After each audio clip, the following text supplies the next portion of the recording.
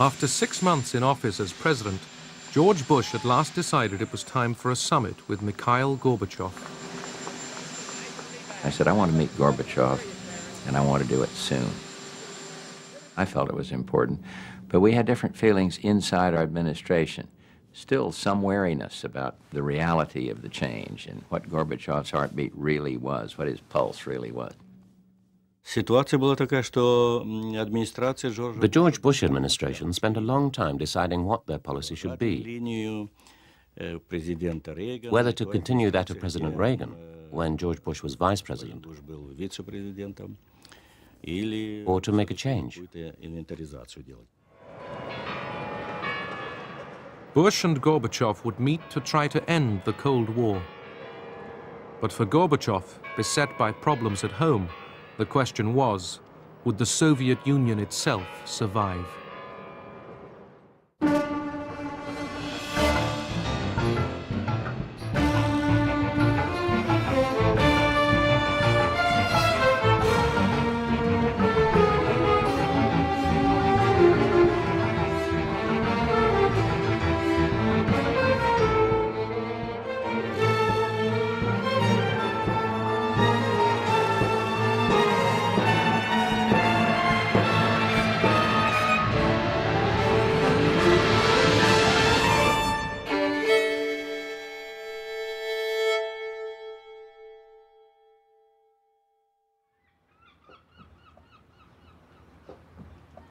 It took time to fix a venue for the summit, but finally, Gorbachev and Bush agreed to meet in the Mediterranean on board ship. We finally hit upon Malta because it was a nice, peaceful harbor, a place that they never had bad weather, and nobody would get seasick. But they did get seasick. We had a weather satellite tracking station on board the ship, so we were able to keep track of weather across the Mediterranean around the world.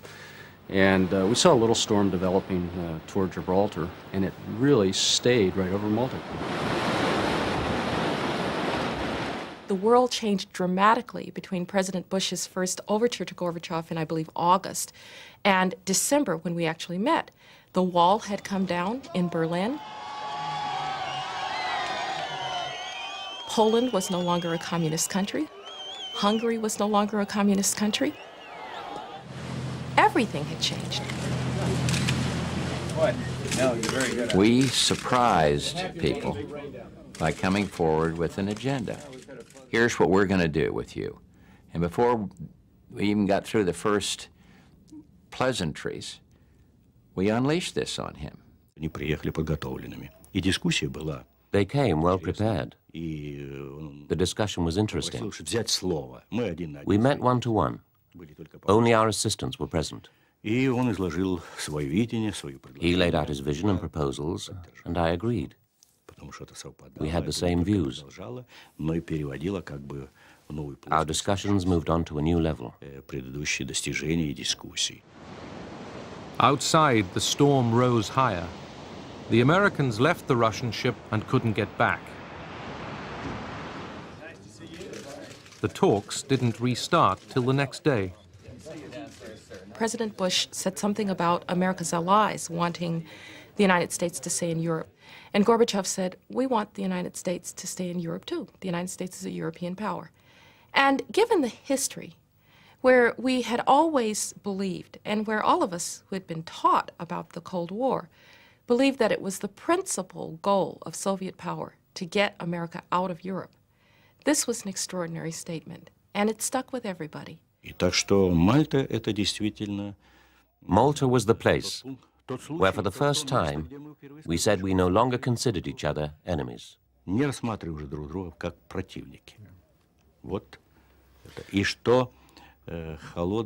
Sentence was passed on the Cold War. Leaving Malta, Gorbachev now had to face grave difficulties within the USSR. Beyond its borders, he could accept change.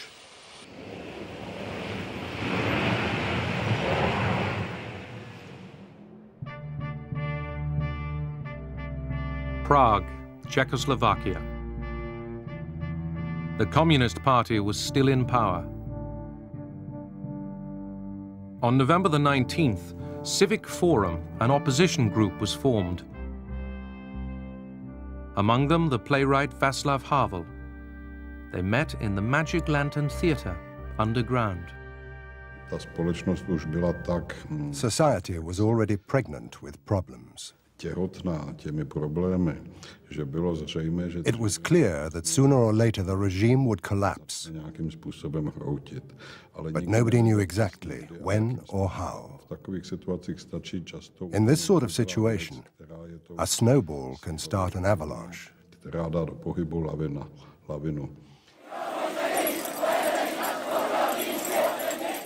Protesters in Prague were persistent and good-humored.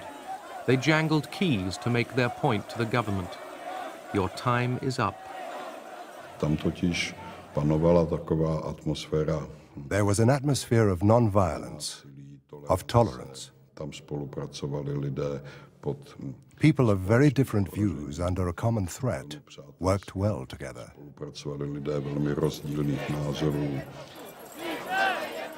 It worked. A sekretariátu UVKSČ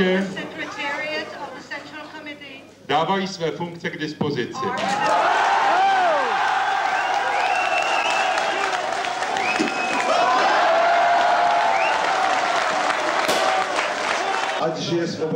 Present that day was Alexander Dubček, the communist leader deposed by Soviet tanks in the Prague spring of 1968.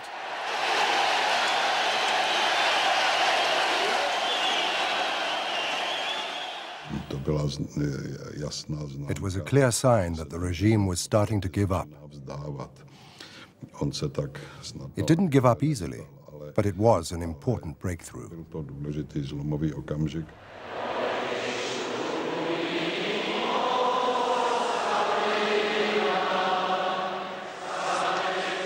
As people found their voices, Czechoslovakia was finding democracy again.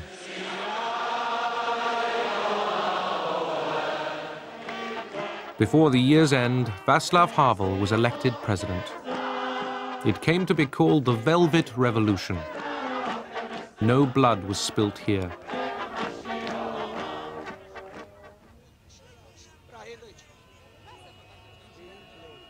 Timișoara, Romania.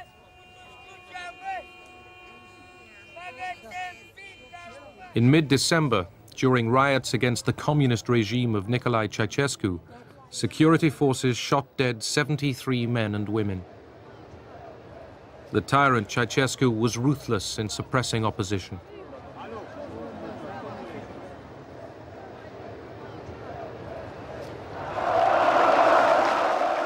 In Bucharest, on December the 21st, the Romanian government staged a pro-Ceausescu rally. These workers were sent here to cheer him. Doresc de asemenea să adresez mulțumiri inițiatorilor și organizatorilor acestei mari manifestări populare din București, considerând aceasta ca o... The crowd began to jeer. State television took the pictures off the air.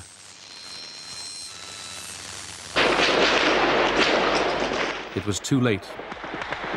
There was fighting throughout the night.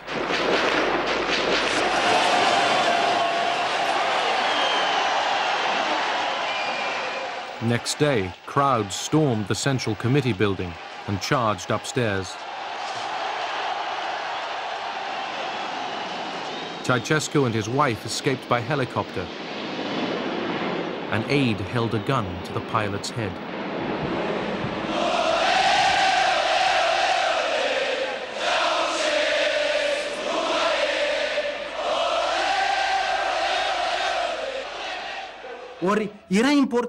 It was important to call on the whole population of Romania to get out on the streets so that they could paralyze the country.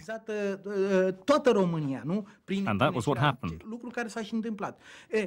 It was important to say that Ceausescu had fled in his helicopter because people couldn't believe what was happening. That same day, Ceausescu was captured. He and his wife had got just 45 miles from Bucharest. In the muddle and confusion that followed, different factions fought it out in the streets.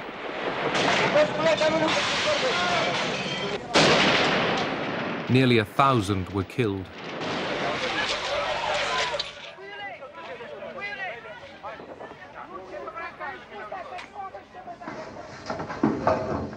The Ceausescus were tried by court-martial.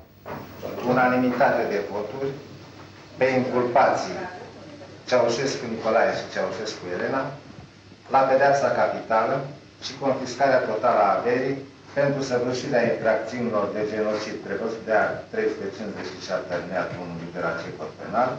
Nu, despați de acolo. Nu e voie să le legați. Nu, de acolo. Stați mă rog, mă vezi, nu mă legați, mă, e rușine. E rușine, v-am crescut ca o mamă. Stați la un loc, mă. Și asta, rupeți mâna, dați-mi drumul la mână. Dați-mi drumul. Sentence was carried out.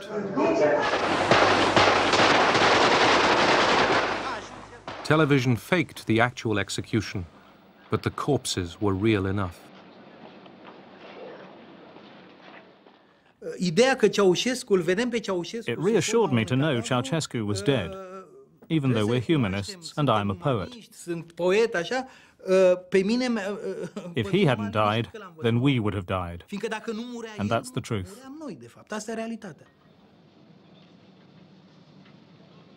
The executioners took care their victim could be recognized.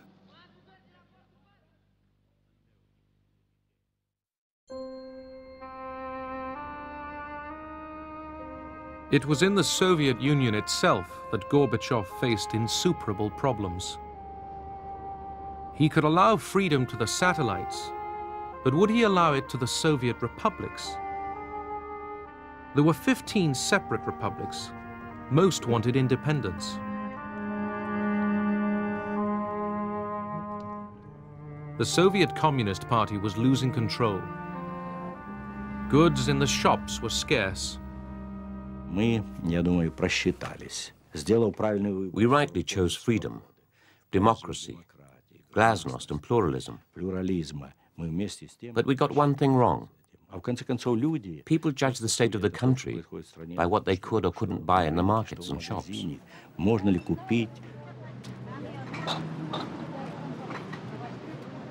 Many older people found the pace of change upsetting.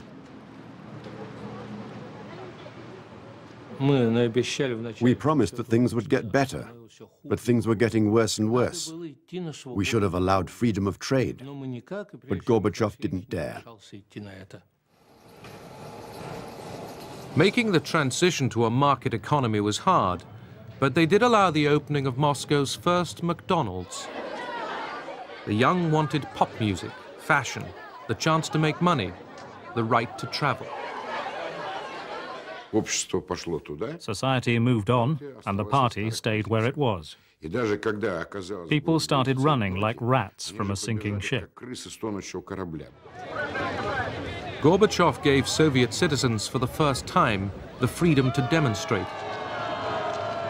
Now demonstrations called for an end to the Communist Party's monopoly of power. But communist hardliners opposed reform. Despite them, Gorbachev, himself a communist, chose pluralism. The Communist Party, which had ruled since the October Revolution of 1917, would have to share power with others. It was a complete break with the practice of Lenin and Stalin. Of the 15 republics of the Soviet Union, the Russian Federation was the largest. Most were responding to Gorbachev's loosening control with demands for national freedom. In the Baltic states of Estonia, Latvia and Lithuania, annexed by Stalin in 1940, the demand was total independence.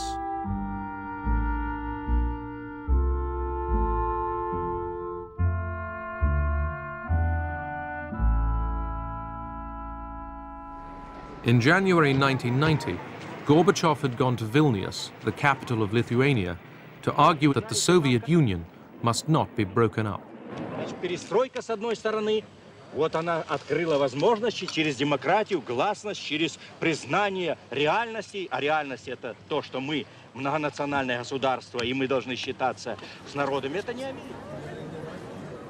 Despite Gorbachev, the other Baltic states, Estonia and Latvia, followed Lithuania's lead and also demanded independence.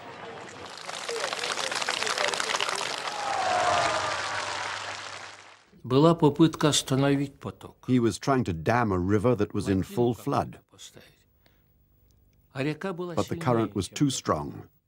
It broke the dam and flooded everything in its path. Boris Yeltsin had been Communist Party chief in Moscow. Popular, ambitious, he now used economic discontent to weaken Gorbachev and the Soviet Union. In May 1990, he was chosen parliamentary leader of the Russian Republic. Yeltsin is a very good man for Russian people. Gorbachev, Bush, goodbye, goodbye, goodbye, goodbye. На каком-то этапе People began to question Gorbachev's reforms. They started to listen to demagogues who promised that everything would be better tomorrow.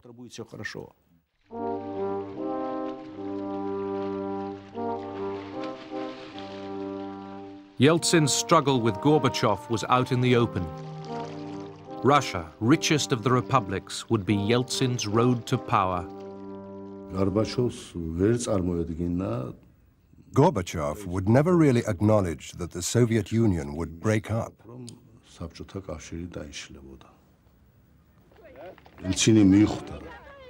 Yeltsin recognized that it was inevitable.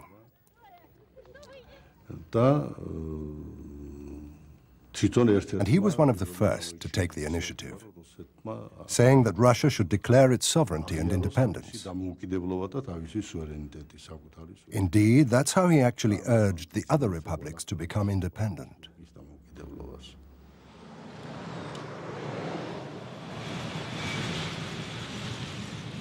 On the international scene, Gorbachev was still the man the West could do business with. At their meetings, Gorbachev asked Bush for help in his economic difficulties.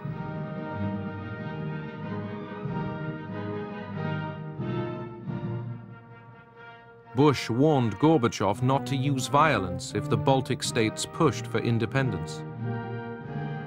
It looked like the Soviet Union was coming unstuck a little bit.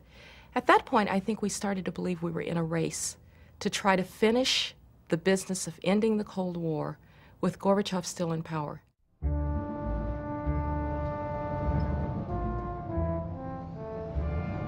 The Red Army was pulling out of an Eastern Europe it had dominated for decades.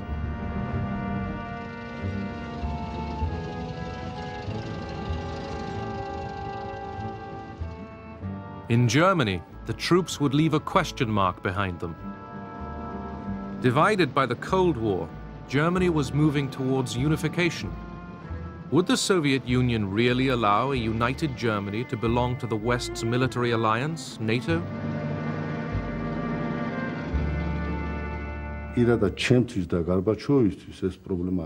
Personally, for Gorbachev and for me, it wasn't a problem. But it was a problem for Soviet society, which had gone through the terrible war with fascist Germany and suffered the death of 20 or 30 million people. They really ended up not having any other alternative. If they really meant what they said about we will not use force to keep the empire together, that meant that a country should be free to choose its own alliances. The West German Chancellor Helmut Kohl undertook to limit Germany's military strength, to pay the Red Army's resettlement costs, not to station nuclear weapons in East Germany. Kohl was ecstatic. Gorbachev had accepted that a united Germany could belong to NATO. We called the agreement between Gorbachev and Kohl VE Day 2, because it really was, that was the end of the Cold War.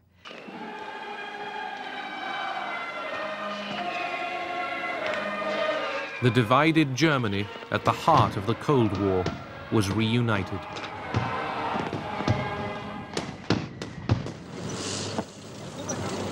August 2nd, 1990, Iraq invades Kuwait. Iraq was a Soviet ally. In spite of Iraqi-Soviet ties, Secretary of State Baker succeeded in persuading Shevardnadze to a joint condemnation of the invasion.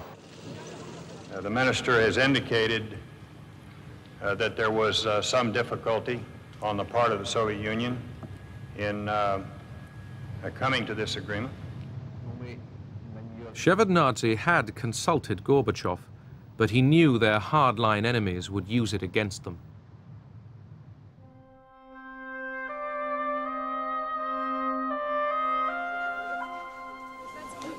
In Moscow, the daily lines for food grew longer. Tempers rose.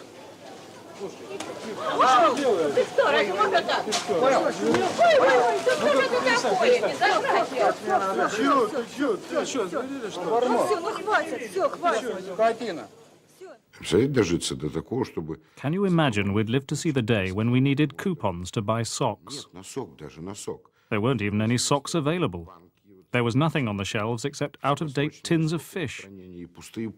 That was the result of perestroika.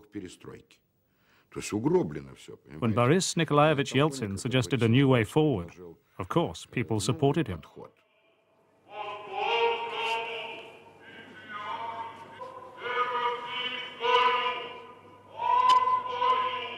Russia, where Yeltsin and his radical Democrats were taking over, had practically declared independence from the Soviet Union. They adopted law after law that replaced the laws of the Soviet Union.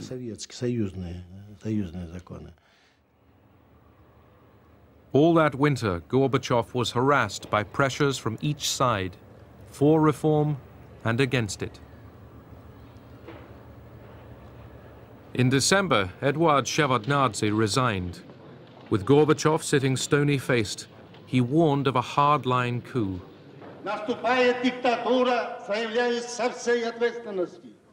Никто не знает, какая это будет диктатура и кто придет. Gorbachev had changed tack. He tightened security and brought hardliners into government. He appointed Gennady Yanayev his deputy. Yanayev declared, "I am a communist to the depths of my soul." Vilnius, Lithuania. On the 11th and 12th of January 1991, crack Soviet troops entered the capital to take back public buildings for the Soviet state.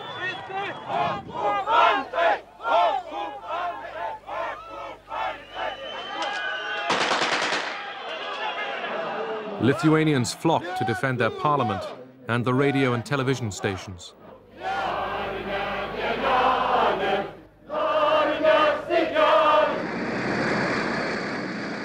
In the early hours of January the 13th, Soviet tanks attacked. If Lithuania were allowed to break free, there would be nothing to stop the other republics doing the same.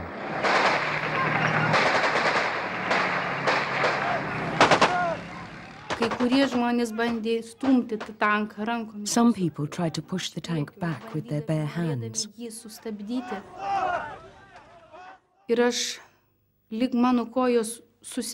My legs got tangled.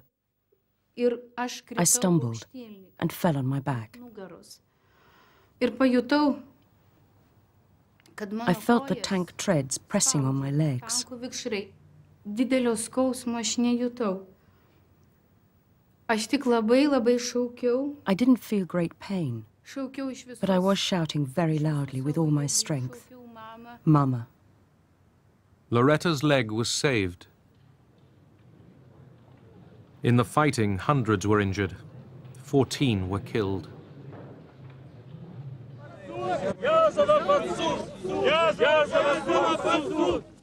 In Moscow, thousands marched to protest against the crackdown.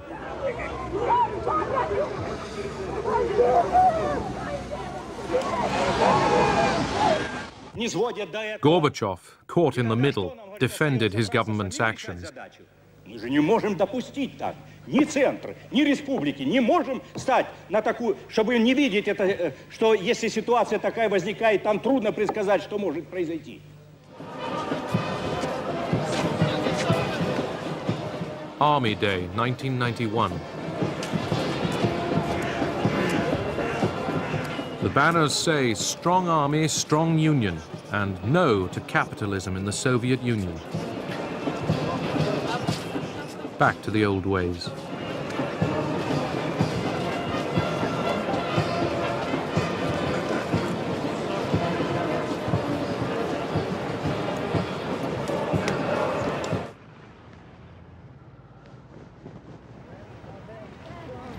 In summer, Gorbachev went to London. As usual, he basked in the welcome he received overseas. He had business to do. At the United States Embassy, he met Bush and agreed the terms of another New Deal on arms limitation.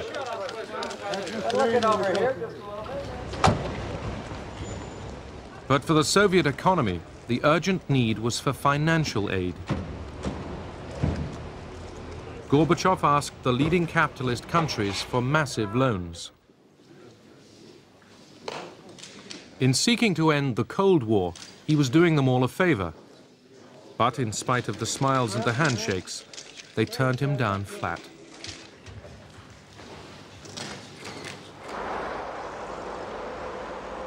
In Moscow, his enemies were preparing to move against him. I wrote a letter to Gorbachev,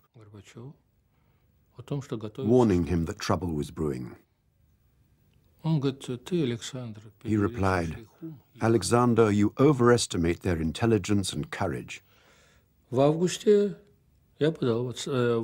July, I resigned.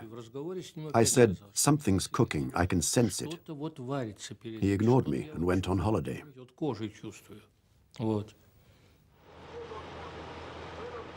Gorbachev had drafted a new Union treaty, loosening the ties between the Soviet center and the republics.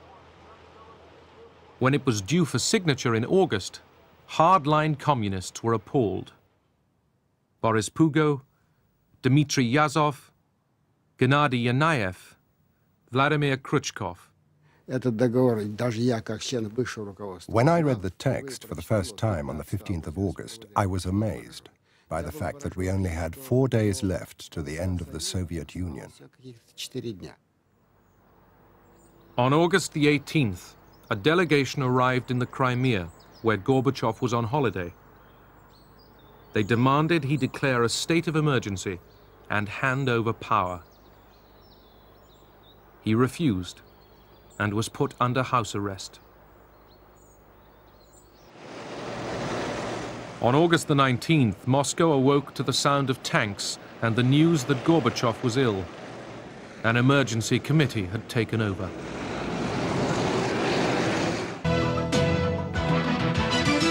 This is a CNN special report.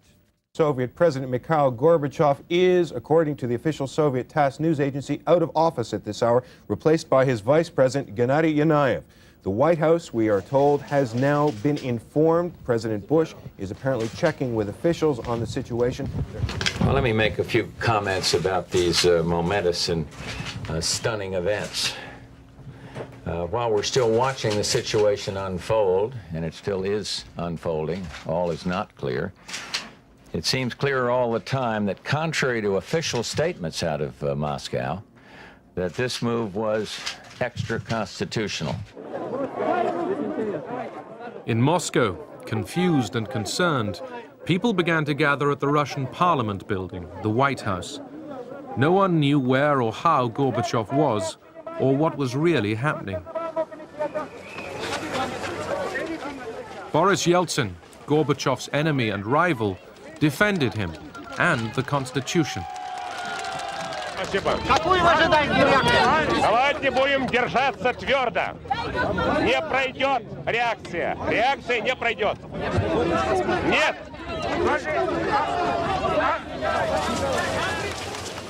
Yeltsin entered the Parliament building and prepared to resist.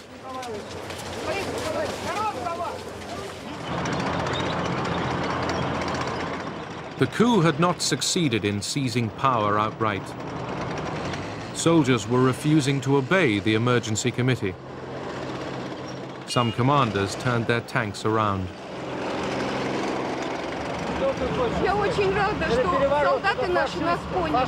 Die Soldaten haben uns verstanden, das ist so eine Freude für uns. Я надеюсь, что это был не только приказ их командира, но и их внутреннее желание. Anxious crowds grew throughout the day. On the evening of the 19th, nervously, the plotters held a televised press conference. Советский народ был информирован о создании комитета по чрезвычайному положению. They were frightened. They had shaking hands. It was clear they didn't know what to do. At the same time, I felt scared because, God forbid, they should really come to power. What would happen then?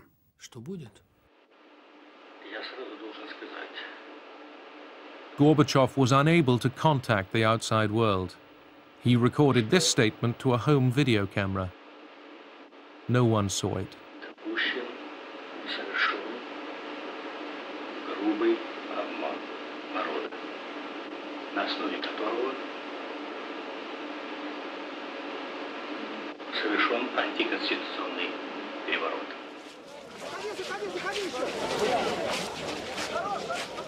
As night fell, fears grew that the emergency committee, increasingly desperate, might order an attack on the White House and its defenders. We were defending a free Russia, and the symbol of free Russia was Yeltsin. We joined hands and waited for the tanks in dead silence.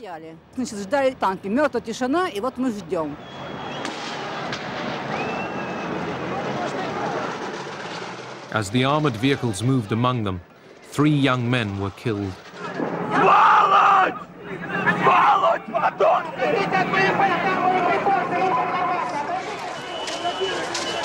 At 3 in the morning, Khrushchev called Yeltsin in the White House and admitted defeat. We were not bloodthirsty. We were not ready to pay any price to hold on to power.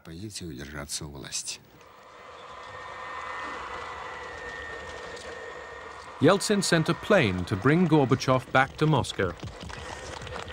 He arrived early on August the 22nd.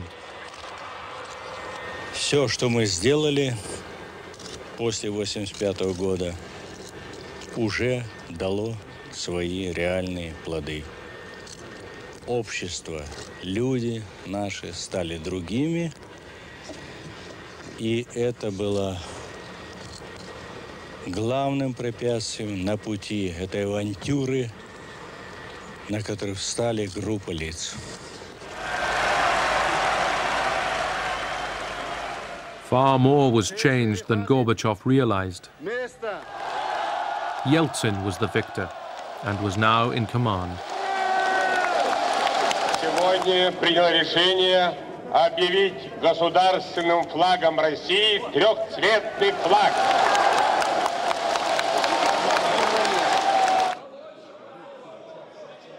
The next day, in the Russian parliament, Yeltsin rammed home his victory.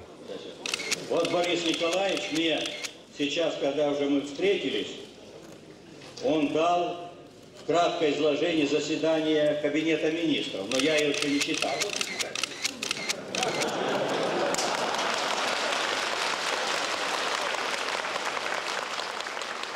Humiliated by Yeltsin, And at last realizing that the Communist Party of the Soviet Union's role was finished, Gorbachev resigned as General Secretary.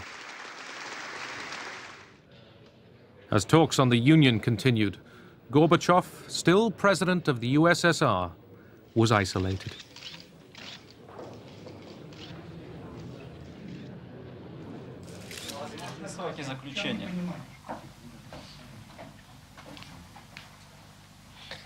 Главное, на что ушло, наверное, половина времени, каким быть союзу.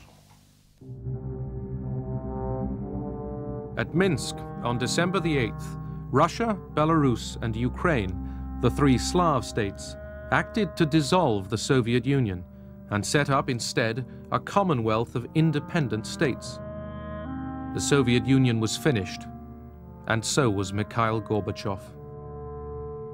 They told George Bush before telling Gorbachev what they'd done. It's disgraceful to tell the President of the United States and not bother to inform the President of your own country. It's shameful. Absolutely contemptible. It's dirty.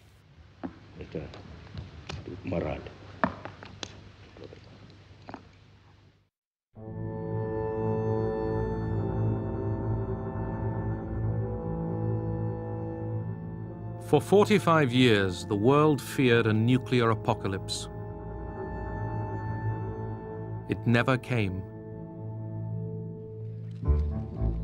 Statesmen on both sides who had the power to push the nuclear button in crisis after crisis put humanity's interest first. Nuclear deterrence kept the peace. The world is a far safer place now that the Cold War is over. No leader of a small country is worrying and saying to his cabinet, one of these two crazy superpowers is going to get us caught up in a nuclear war. That is not going to happen. Those of us who experienced what I would call the fever of the Cold War, the permanent state of alarm about the prospect of a nuclear war, we breathe more easily now. We no longer have to carry this heavy burden.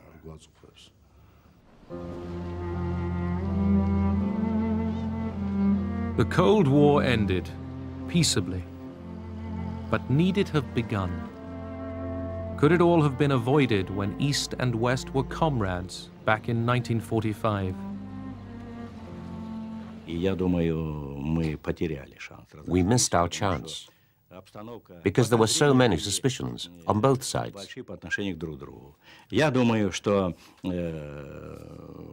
The West exaggerated the strength of the Soviet Union. We could not possibly have moved into Europe. We were a devastated country. We'd lost millions of people. I can't imagine any circumstances under which we could have gotten along with Uncle Joe Stalin. I can imagine no circumstances under which we could have worked out our problems with Russia earlier than we did, or in a different way.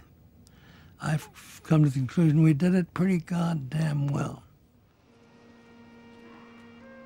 Millions who might have died in nuclear conflict lived and prospered. But there were costs, human and material, and a price to pay. The manufacture and testing of nuclear weapons left a continuing mark. The legacy of the Cold War really means that the Cold War is still going on. It's going on because the air, water, and soil are polluted. It's very expensive and difficult to overcome this legacy. It's really a delayed action time bomb.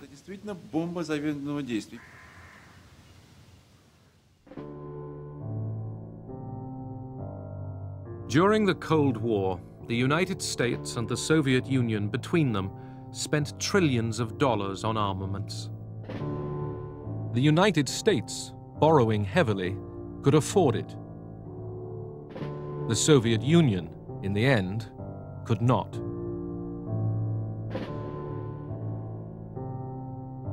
Part of that vast cost was necessary to maintain the balance on which world peace depended.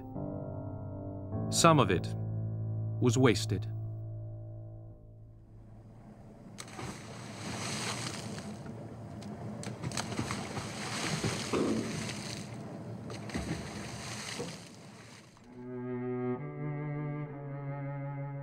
There were shooting wars within the Cold War. They took their toll. In Korea, millions died.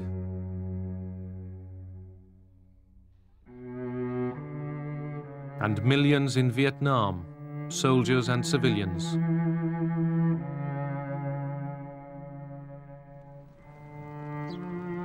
Over 1 million died in Afghanistan.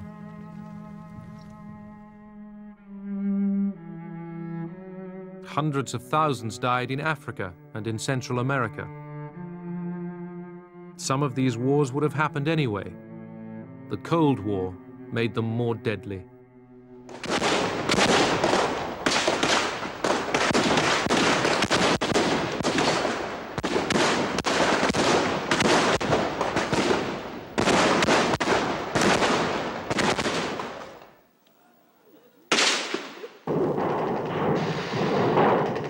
Thousands died in a divided Europe.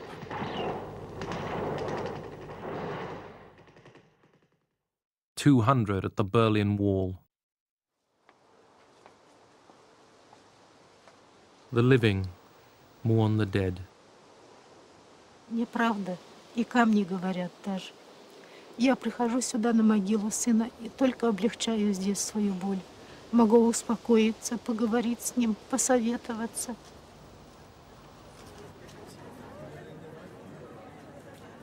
And look, he's right here, where my lips can reach him. He isn't up high where I can't reach him or down low where I can't bend anymore. He's right here in front of me.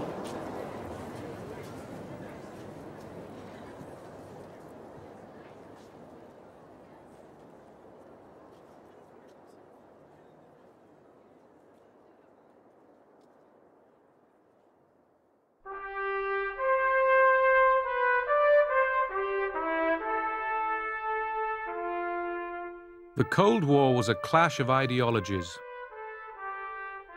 And the big Cold War loser was Marxism-Leninism.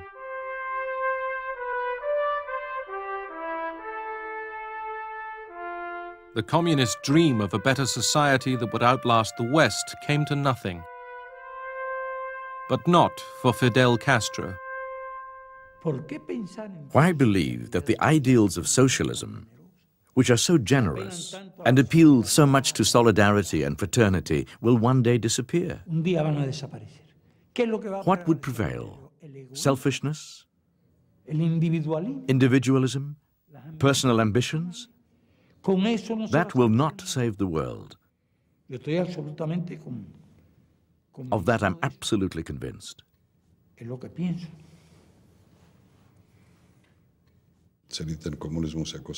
Communism as a system went against life, against man's fundamental needs, against the need for freedom, the need to be enterprising, to associate freely, against the will of the nation.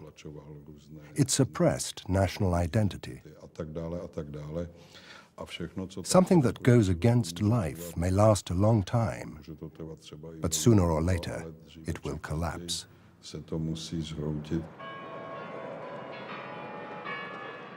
The superpowers had confronted each other relentlessly. Now, under intolerable pressure, one side withdrew. Gorbachev had done as much as anyone to end the Cold War. He called Bush and told him this was his last day in office. There was a kind of sadness. The finality of it hit me pretty hard, and it was Christmas time, and holiday time. And I felt that a friend was hurt, and I wasn't happy about that. That night, the red flag of the Soviet Union was lowered for the last time.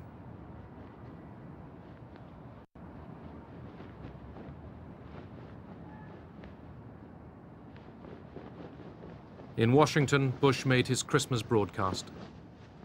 For over 40 years, the United States led the West in the struggle against communism and the threat it posed to our most precious values. This struggle shaped the lives of all Americans. It forced all nations to live under the specter of nuclear destruction. That confrontation is now over.